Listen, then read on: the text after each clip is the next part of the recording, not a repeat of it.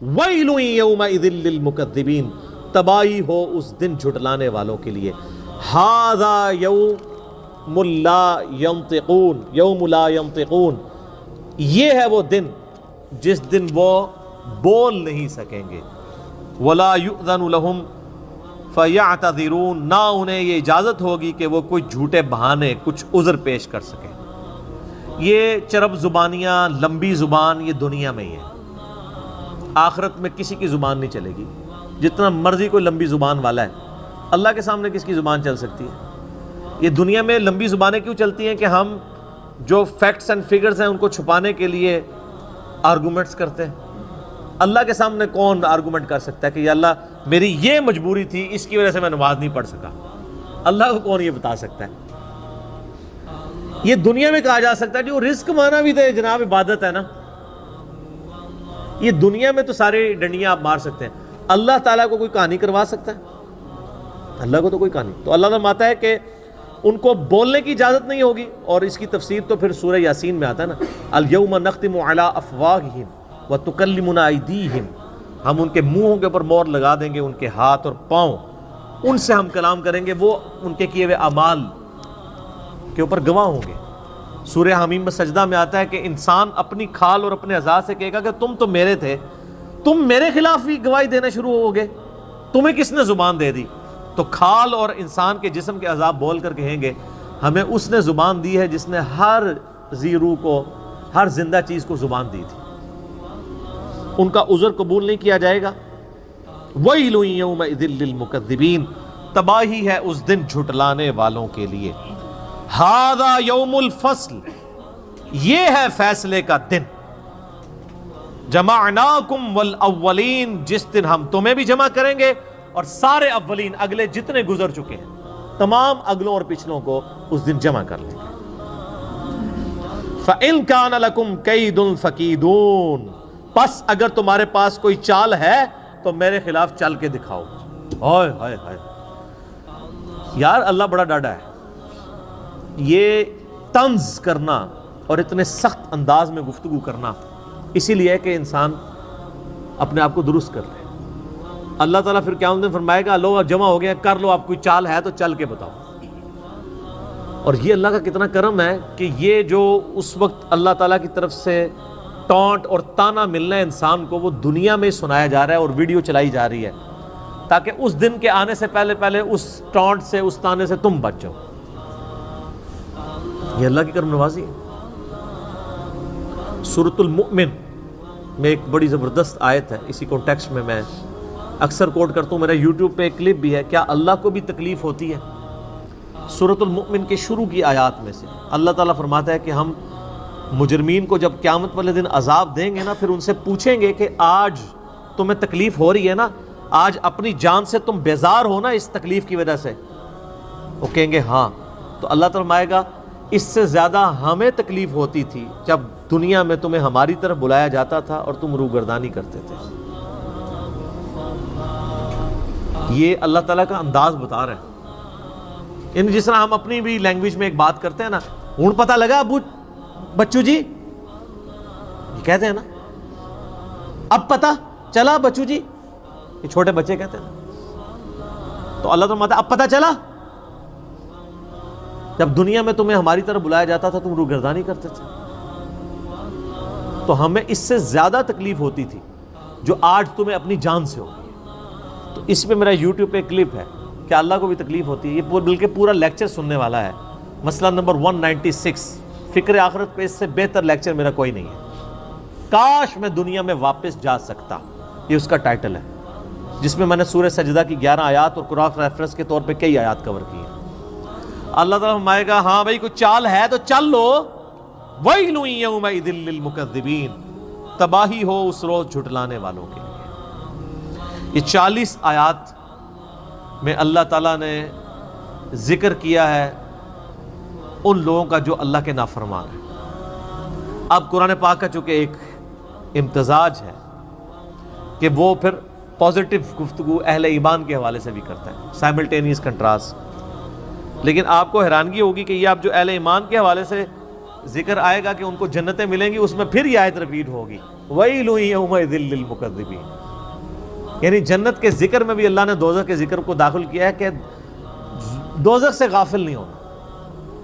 ان المتقین فی ظلال وعیون، بے شک اللہ سے ڈر جانے والے لوگ سایوں اور چشموں میں ہوں گے اس دن.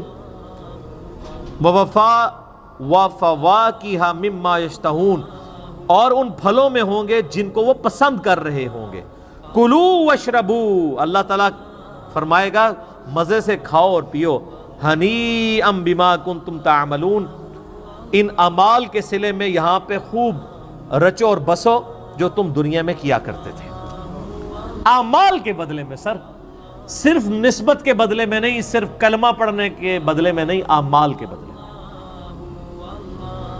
اِنَّا كَذَلِكَ نَجْزِي الْمُحْسِنِينَ، بے شک ہم اسی طرح کا بدلہ دیا کرتے ہیں نیکوکاروں کو.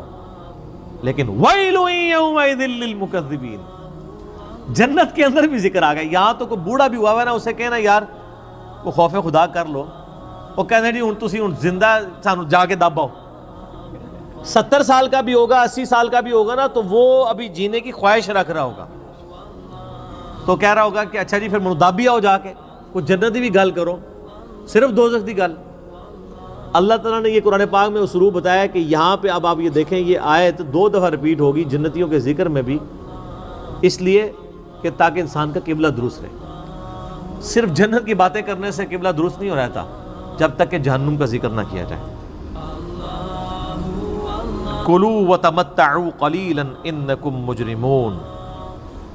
اب فوراً روئے سخن پھر واپس آ گیا ہے مجرمین کی طرف، ہلکا سی جنت کی سیر کرا کے واپس. کھاؤ اور پیو، دنیا میں عیش کر لو تھوڑا سا وقت. انکم مجرمون، بے شک پھر ہے تو تم مجرم ہی ہو نا. کتنی عیاشی کر لو گے؟ 50 سال، 60 سال، 70 سال، 100 سال، 130 35 سال، کتنی سال کا جی لو گے؟ 100 سال سے اوپر تو بہت کم لوگ جاتے ہیں. جاپان میں اس وقت یعنی دنیا میں سب سے زیادہ لوگ ہیں جو 100 کو کراس کیے ہیں، 5,500 لوگ ہیں. اور ان میں بھی جو سب سے زیادہ عمر رسیدہ خاتون ہے وہ بھی 125 سے اوپر نہیں گئی ہیں. کتنا کوئی جی لے گا سر؟ دنیا میں کوئی 150 سال بھی جی لے، صرف قیامت کا دن جو ہے نا وہ 50,000 سال کا دن ہے.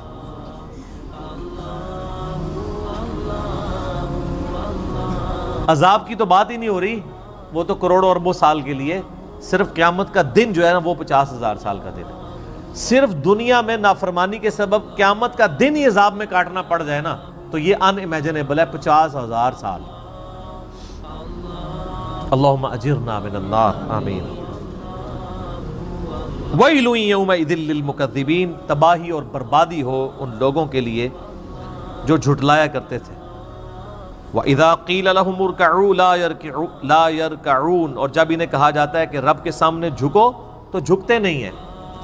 کیوں نہیں جھکتے؟ وہ کہتے ہیں کچھ بھی ہے یا اللہ تیرے محبوب کی امت سے، نمازیں پڑھنے کی کون سی ضرورت ہے؟ ابھی بھی یوٹیوب کے اوپر کتنے باعثین ہیں بڑے تگڑے قسم کے جو کلیئر کٹ آ کے یہ بیان دیتے ہیں کہ جی بس جو بندے نے کلمہ پڑھ لیا ہے، نبی علیہ السلام سے محبت رکھتا ہے، اب اسے کوئی ضرورت نہیں نماز روزہ کرنے کی، وہ جنتی ہو چکا. اور اس طرح کے جو واعظین ہیں نا، صرف ان کی تقریروں کے اوپر جو نعرے لگتے ہیں نا، اور کہیں نہیں لگتے، کیونکہ سستی جنت بیچ رہے ہوتے ہیں.